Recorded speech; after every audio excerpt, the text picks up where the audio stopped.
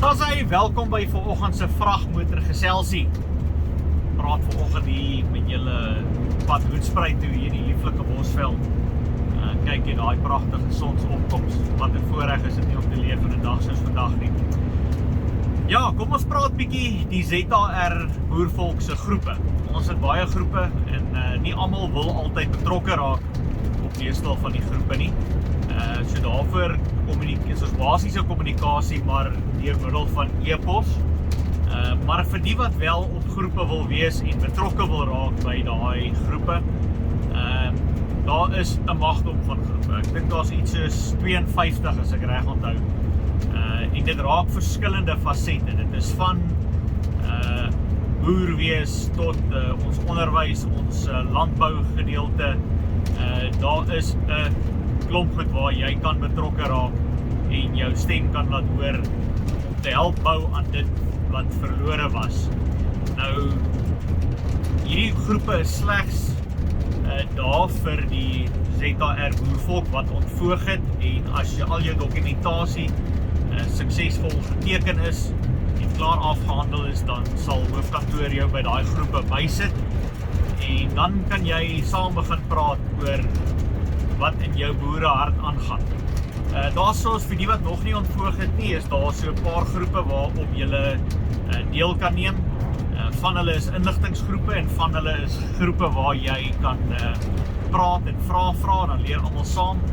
Meestal van die groepe sal op Telegram wees, want Telegram se voordeel is dat jy kan teruggaan op die geskiedenis en gaan kyk wat is al gesê, dan hoef ons nie goed oor en oor te herhaal nie.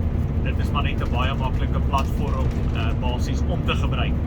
So die groepe wat daar buite op die oomblik is wil jy emancipeer op Telegram. Jy kan ook die hoofkantoor kontak en vir hulle vra om jou op die groep by te sit.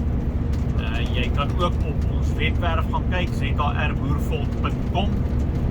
Daarso is die verskillende amptdraers, telefoonnommers is daar beskikbaar. Jy kan meer inligting daarso kry. En dan is ons maar op die gewone platforms van gesigboekie, Facebook, TikTok, Instagram en YouTube. Dis ons daar. Ons sal seker in die toekoms sal ons nog 'n bietjie YouTube verander na BoerTube toe. Maar dit is maar prosesse in wording. Soos wat ons tyd kry, sal ons by die goed uitkom. So raak is getrokke en gaan kyk bietjie na die verskillende groepe. Wil jy emancipeer op Telegram, baie inligting op. En julle sal ook sien daarso as jy op die vorige video's gaan kyk, dit is nie net in RSA wat hierdie onreg gepleeg is nie. Hierdie is die hele wêreld vol. En die hele wêreld is besig om hulle self uit hierdie statutêre seerower stelsels uithaal wat almal geregistreer is by Washington DC. Hy het 'n Dun & Bradstreet nommer. Hulle is op die Security and Exchange Commission. Meestal van die lande is betrokke met daai goed. En dit wys jou maar net weer eens hoe diep al hierdie goed gaan. So ouens wat jy dalk bietjie kan volg, vir die wat graag bietjie navorsing wil doen en jy hoef ons nie te glo nie, gaan doen gerus jou eie navorsing. In Amerika kan jy kyk na David Streit. Hy's redelik bekend daarso. In Australië kan jy kyk na Mark Petelik, Tom Barnett. Hulle is redelik wel bekend in Australië. En dan in Engeland kan jy Observation Deck van Robert kan jy volg. Hy het baie goeie inligting op sy platforms. Ou dalk in Canada wat jy kan volg is Alphonse Fagiolo, want die stelsel daar nogal redelik goed pak slaag. Ek volg redelik van sy goed. En hulle loop kringe op die regstelsel, omdat hy verstaan wat is sy funksie as 'n lewendige man en hy weet hoe om daai te hanteer.